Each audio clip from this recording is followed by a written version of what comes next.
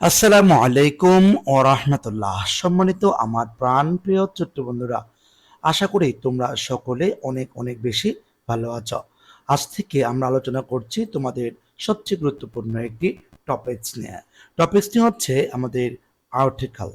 তোমাদের নতুন সিলেবাসে বা 2026 শিক্ষাবর্ষে যে সকল শিক্ষার্থী 3 থেকে পঞ্চম শ্রেণী পর্যন্ত অধ্যয়নরত আছো, তোমাদের জন্য এই টপিকসটি অত্যন্ত গুরুত্বপূর্ণ।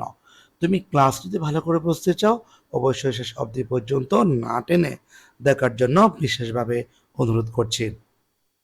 তো আজকে ক্লাসে আমরা আলোচনা করব আর্টিকেল। প্রথমত আমরা আর্টিকেল কাকে বলে একটু দেখে নেব।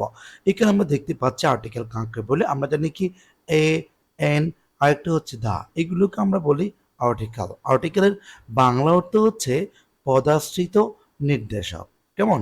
আচ্ছা, এই আর্টিকেলকে আমরা প্রধানত কয় ভাগে ভাগ করেছি, কি কি বিস্তারিত আমরা এখানে দেখতেই পাচ্ছি।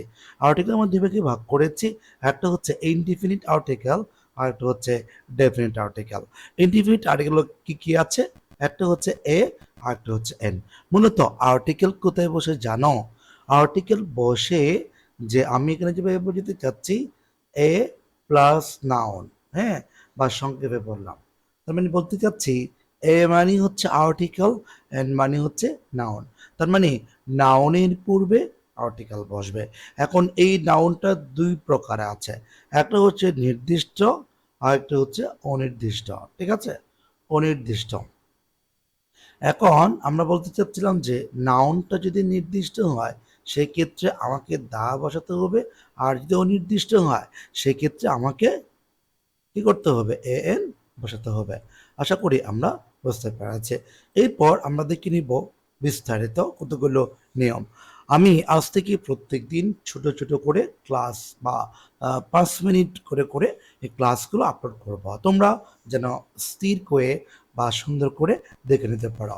ক্লাস যদি লং টাইম হয় তাহলে কিন্তু অনেকে দেখতে পারে না বা মনোযোগ হারিয়ে ফেলে। আচ্ছা, তো আমরা দেখে নিব যে ইনডিফিনিট আর্টিকেল কাকে বলে সেটা একটু আলোচনা করে। এখানে আমি দেখতে পাচ্ছি যে আর্টিকেল বিশেষ কোনো ব্যক্তি, ঠিক আছে, বিশেষ কোনো ব্যক্তি, বস্তু অথবা প্রাণীকে নির্দিষ্টভাবে না বুঝিয়ে অনির্দিষ্ট ব্যক্তি, বস্তু বা প্রাণীকে বোঝায়, তাকে আমরা বলি ইনডিফিনিট আর্টিকেল। ঠিক আছে, যেমন আমি এখানে একটা মানে উদাহরণ দিয়েছি। উদাহরণে আমরা দেখতে পাচ্ছি যে এখানে লেখা আছে আমব্রেলা।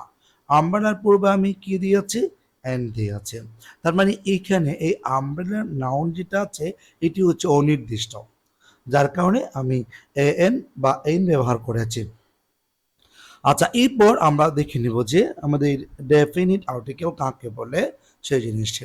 ডেফিনিট মানে হচ্ছে কি? নির্দিষ্ট।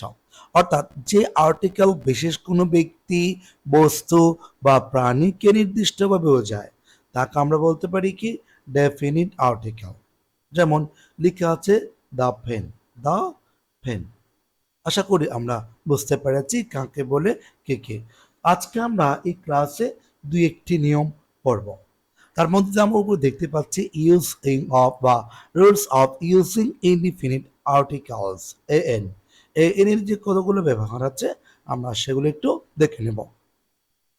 এখানে আমরা দেখতে পাচ্ছি এক নম্বর নিয়ম। এক নম্বর নিয়মে লেখা আছে সাধারণত কোনো ওয়ার্ডের প্রথম বর্ণ বাওয়েল হলে, বাওয়েল কি কি আছে? এ, ই, আই, ও, ইউ, যদি এইগুলো হয় সেক্ষেত্রে আমরা তার পূর্বে এন বসাবো, আর যদি কনসোনেন্ট হয় সেক্ষেত্রে আমরা এ বসাবো। তার মানে আমি বলতে চাচ্ছিলাম যে ইংরেজিতে অ্যালফাবেট, ঠিক আছে, ইংরেজিতে অ্যালফাবেট আছে মোট 26টি, বা বর্ণমালা হচ্ছে 26টি। এই বর্ণমালাগুলোকে আমি দুই ভাগে ভাগ করি। একটা হচ্ছে কনসোনেন্ট, ঠিক আছে, কনসোনেন্ট এখানে হচ্ছে 21টি, আর একটা হচ্ছে ভাওয়েল, এইখানে আছে 5টি। এখানে কয়টি আছে? 5টি আছে। এখন এই যে 5টি গুলো সবসময় নিজের অধিকারত্ব নিজে বজায় রাখবে। এখন এই ভাওয়েল গুলো হচ্ছে 5টি। এগুলো যদি কখনো কোন একটা শব্দে প্রথমে ভাওয়েল থাকে তার পূর্বে আমাকে সর্বদা এন ব্যবহার করতে হবে। আর যদি কনসোনেন্ট থাকে, কনসোনেন্ট কয়টি? 21টি আছে। তার মানে A, N, A, E, I, O, U ব্যতীত, অর্থাৎ এই শব্দগুলো ব্যতীত বাকি যা আছে সবগুলো হচ্ছে কনসোনেন্ট, ঠিক আছে। আচ্ছা, তো এখন আমি এখানে একটা এক্সাম্পল দিয়েছি, লেখা আছে আই হ্যাভ অ্যান অরেঞ্জ। মনে করো আমি এখানে শূন্যস্থান দিলাম, ঠিক আছে।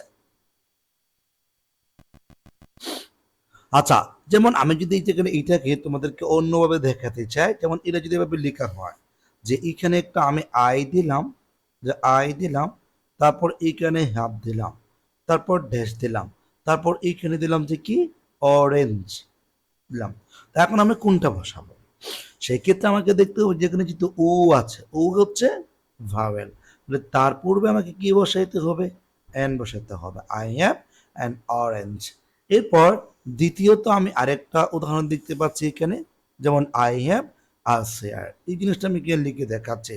মনে করো এখানে ভাগ করা দিল, আই হ্যাভ দিয়ে আছে, তারপর ড্যাশ দিয়ে আছে, তারপর লিখা আছে চেয়ার, ঠিক আছে।